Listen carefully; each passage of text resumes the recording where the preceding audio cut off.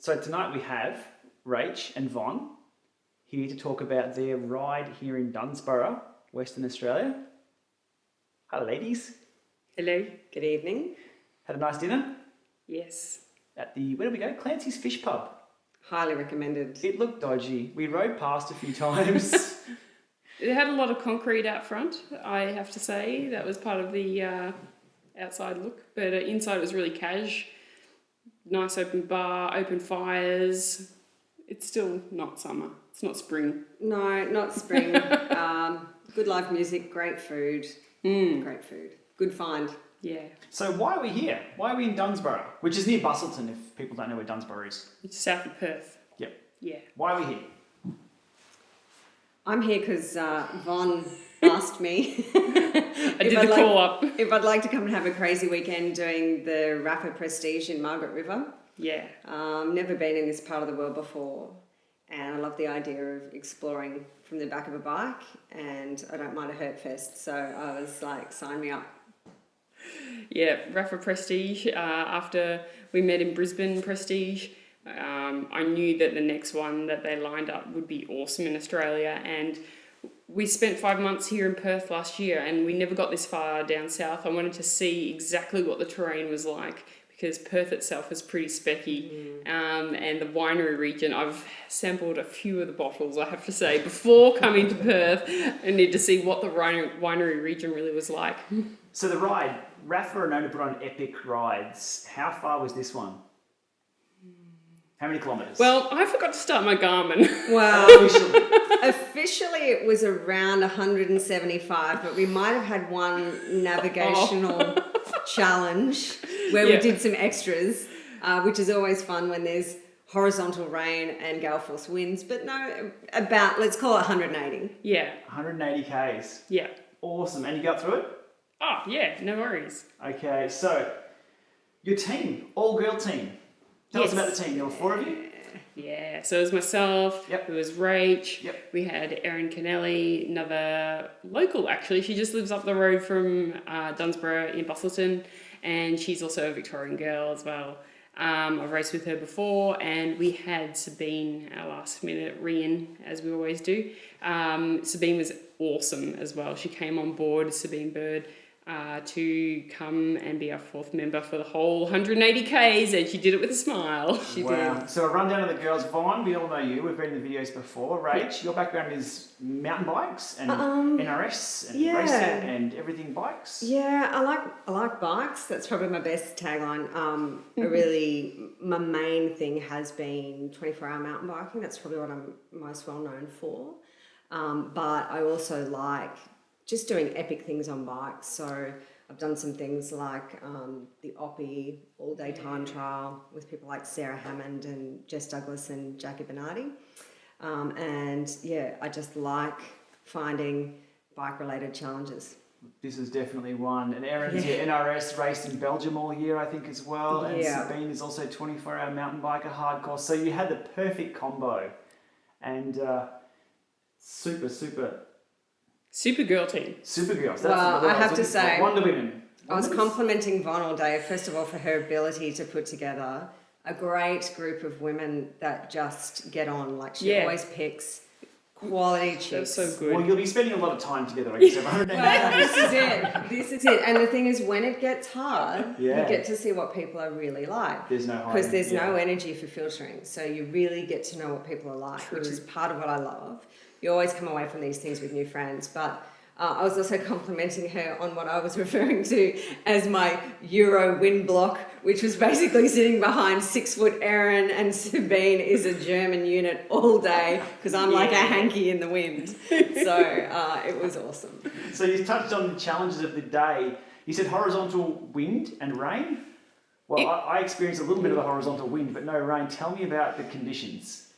We had everything. We did. We kept referring to it as everything in one day because not only was the terrain constantly changing. Yeah. We'll talk about the course for you in a minute, but we had like sun, arm warmers, vests, everything had to come off, so we were just in jerseys. Yes. And then there were, times later where we were just piling everything back on. We had consistent wind all day. Yes. Forecast to be about 40 k's an hour, increasing to 60 k's an hour by the end of the day. So it was definitely a tough day out. Right, and your equipment, how did it hold up? Because I know Rapha put you girls and guys who do the Rapha stuff as well over some pretty challenging terrain. Up in Brisbane, I saw boulders or rocks or something that required crampons and I don't know what they're thinking. How was the day for over here at Margaret River region? Sure. Well, they promised that it was not going to be as tough and challenging as Brisbane. And it was longer course. So Brisbane was 150? Yeah. 140, 150. But that was vert, like maybe double the vert in that distance. This one was amazing roller coaster country of wine region. There was a lot of, I wouldn't necessarily say flats, but it was that gradient of false flats here and there where Erin, Sabine, were just like motoring through it. And then we'd hit these amazing roller coasters as well, like just near where we're staying, just outside of Dunsborough. There were some awesome 10, 15%ers. Yeah, they have a knack of finding every nasty little local climb or side street that has like some hidden horror gem. They find it every time and work it into the course. Yeah, but overall, I would say that this was like more of a... I would say it was a nicer experience than the Brisbane one because while it was still challenging and it pushed you to the limits, it didn't push you so far that you were questioning why you were out there on the day. Well, it's interesting because it was like it could be as hard or as easy as you wanted it to be, true. Depending on how fast you made yourself ride. Whereas there are definitely points in Brisbane where it was just like full gas to survive. You know, you're absolutely at your max limit, just getting over something or up something or down something. So it was a little bit different in that respect. It was kind of a bit more opportunity to make it as hard as you wanted it to be. One thing that surprised me over here is the road surface. Oh. Tell us about that. Well, I think the photographer Anthony said it best the other night over a beer, where he said he could run his tongue over the surface of the road and it was like butter. He was not wrong. I thought he was joking till we got out there. Roads. And I've been here doing some Ks, and I was climbing a hill, and you just have the bike. Everything on your bike just works. You're not fighting the road surface or the potholes or anything. It was.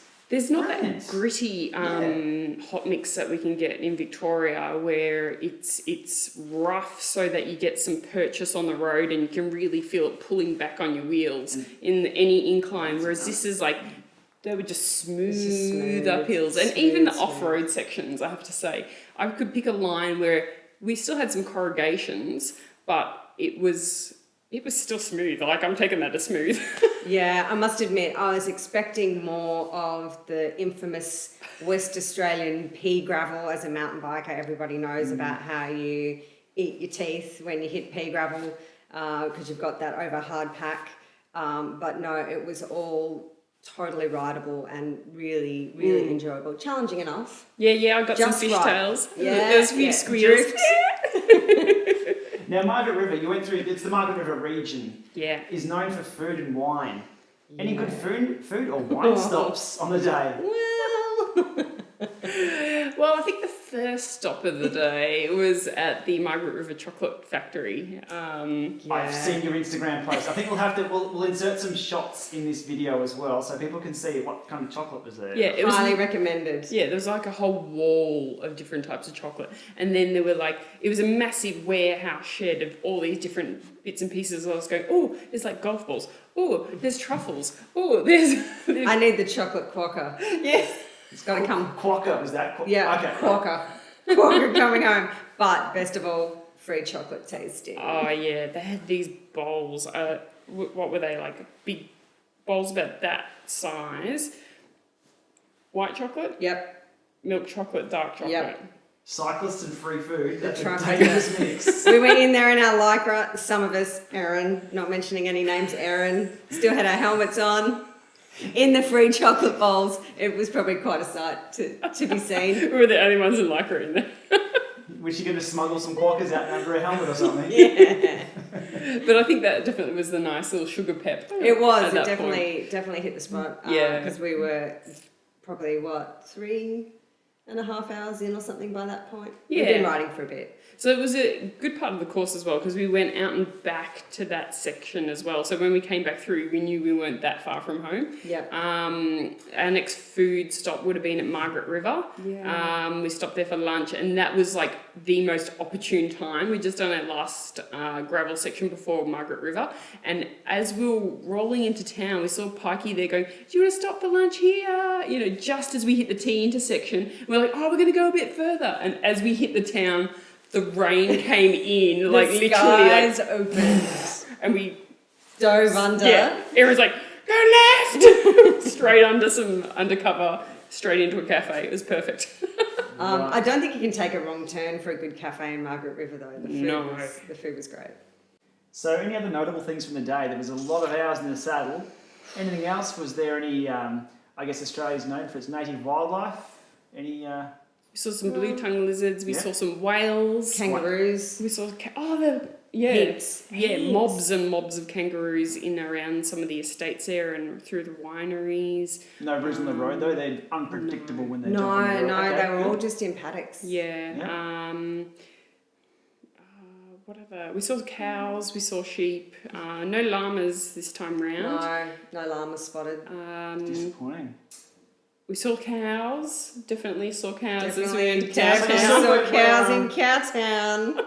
I heard a story about you saw where cheese was made and where wine was made. I also heard you saw how cows were made.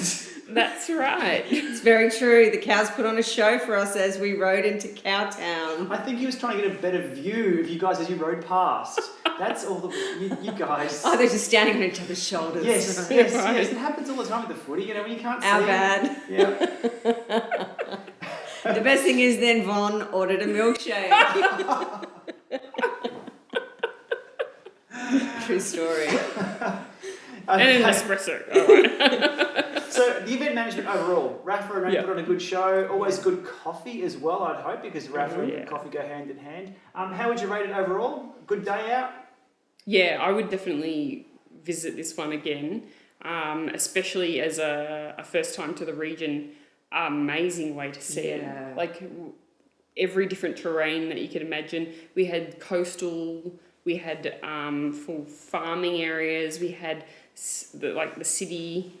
Oh, that race into the town when we came back in, that was nice cool. and fast. Town Science Sprints? Yeah, literally. Sprinting for 60s. Everyone knows Town Science Sprints. Yeah. Plus a lead out from Aaron, amazing. Oh, Exactly. I wrote a few checks I couldn't cash. Yeah. And then we just rolled into the end. But for me, I would say it was a good solid 9 out of 10. I would say that this has been an awesome event, and what was unexpected for me, obviously I knew I was coming here to ride and to have that challenge and experience, which I knew I'd enjoy, but what I didn't realise was what I was going to see in the region. And then having today to kind of go back and see the places that we fanged past yesterday, going, oh my God, that's amazing, and spend some time today. So going back and whale watching today, I didn't even realise that was part of this region. So today was recovery day, because I think it was we had a well-earned sleep in. Oh, yeah. And which was good with the time zone difference, because we're 3 hours behind here, which we got 3 hours sleep. Anyhow, it works well, us coming over from the east coast to the west coast. Absolutely, especially with the early event starts. So for over here, they would have 6:30 start for them, but 3 hours, 2 hours difference. Perfect. Started at Maker Coffee. Yep. Straight in there.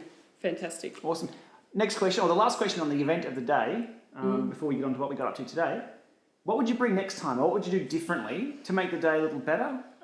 Would you prepare more, like equipment-wise, food-wise? Just give us 1 or 2 things at the top of your head that you do next time, just to make life a little easier, or to cope with the 180 kilometres that you'll be doing. I'd pack a rain jacket. Okay. Yeah, I had one.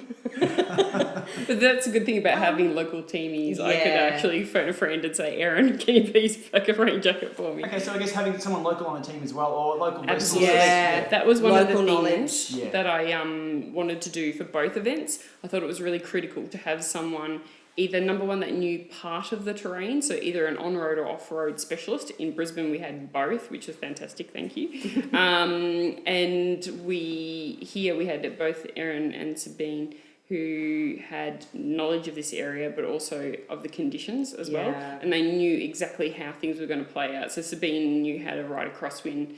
It was perfect from that perspective. So makeup of the team is important.